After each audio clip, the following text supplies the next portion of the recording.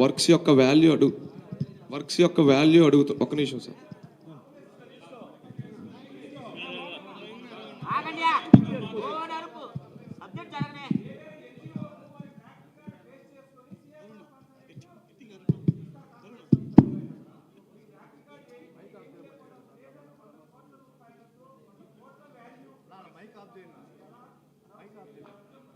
ఇప్పటి వరకు మొత్తం సెల్ఫ్ ఫండెడే సార్. దీనికి ప్రాపర్ లెక్క అంటే చెప్పలేం, ఎందుకంటే ఒక అకౌంట్ ద్వారా కానీ ఒక కరెంట్ అకౌంట్ ద్వారా కానీ ఏదైనా ఒక ట్రాన్సాక్షన్ జరిగిందంటే దాన్ని చెప్పగలం. మేము అన్నాం కదా సెల్ఫ్ ఫండెడ్. ఎన్టీఆర్ మిల్ విజయవాడలో జరుగుతుంది, ఎన్టీఆర్ మిల్ హైదరాబాద్లో జరుగుతుంది, ఎన్టీఆర్ మిల్ తమిళనాడులో జరుగుతుంది. ఎన్ని ఊర్లో 160 సెంటర్స్లో ఎవరి ఖర్చు వాళ్ళు మాత్రమే పెట్టుకున్నారు. మా ఇన్ఛార్జెస్ మేము ఎంచుకునే ఇన్ఛార్జెస్కి ఒక వృత్తి ఉంటుంది. వ్యాపారం అవ్వనివ్వండి, ఉద్యోగం అవ్వనివ్వండి, వాళ్ళ ఊర్లో వాళ్ళు ప్రోగ్రాం నడిపించుకునే శక్తి వాళ్ళకు ఉంటుంది. సో వాళ్ళు ఎంత ఖర్చు పెట్టారో మాకు చెప్పక్కర్లేదు. అండ్ మా నుంచి వాళ్ళకేమి, వాళ్ళ నుంచి మాకేమి టూ అండ్ ఫ్రో ట్రాన్సాక్షన్స్ అనేవి లేవు. అందుకే నేను అమౌంట్ బయట చెప్పలేము ఇప్పటిదాకా జరిగింది. బట్ ఇక మీదట జరిగేకి మాత్రం ఒక రికార్డు ఉంటుంది. సిఎస్ఆర్ ఫండ్స్ అలా వస్తాయి. అండ్ సిఎస్ఆర్ ఫండ్స్కి మేము ఎలిజిబుల్ అంటే ఎస్ వీఆర్ ఎలిజిబుల్.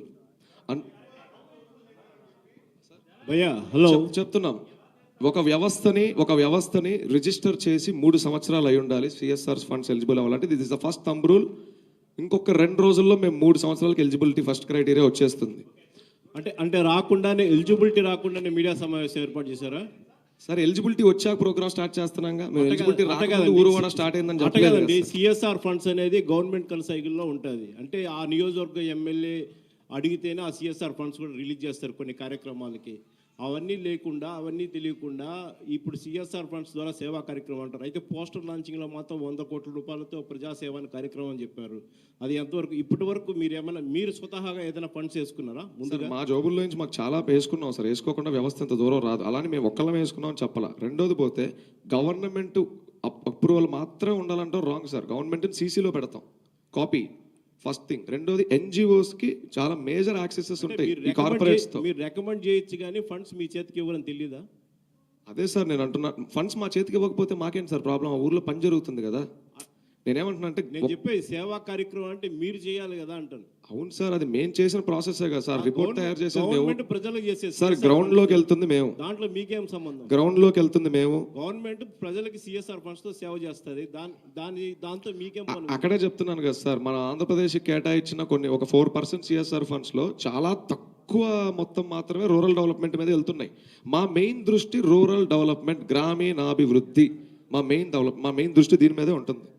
సో ఇక్కడ మేము వెళ్ళి ఒక రిపోర్ట్ తయారు చేసి ప్రతి ఊర్లో మా వాలంటీర్స్ని, మా టీంని ఎడ్యుకేట్ చేసి వాళ్ళకి చైతన్యవంతం చేసి, సార్ విలేజ్లో యుఎస్ పోలో షర్ట్ వేసుకునే రేంజ్కి వెళ్ళినాయి సార్ గ్రామాల వాళ్ళ. అలాంటిది మేము జేపీ గారిని కలిసాం సార్. ఇది చెప్పుకోవాలి, ఇది జయప్రకాష్ నారాయణ గారు కలిసాం సార్ ఈ ప్రోగ్రామ్కి సంబంధించి కొన్ని కీలకమైన నిర్ణయాల కోసం. సార్కి మొత్తం చెప్పిన తర్వాత ఆయన ఒక మాట అడిగారు మమ్మల్ని, నాకు ఒక మాట ఇవ్వాలి మీరు, నేను దీనికి ఏదన్నా మీ ఐడియాకి మీ చిన్న వయసు ఒకటి మాట ఇవ్వాలన్నారు.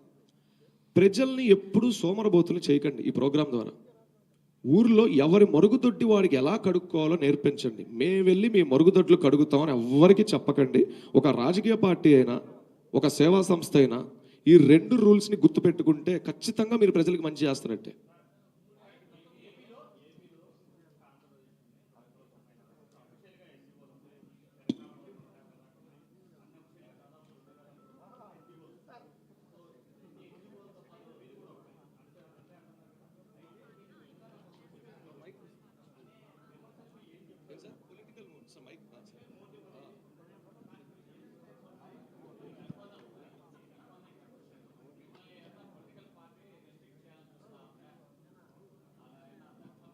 ఫస్ట్ ఆఫ్ ఆల్ మీ వెనక ఎవరో ఉన్నారని ఒక 5 రోజుల నుంచి ఒకటే రాసేస్తున్నారు.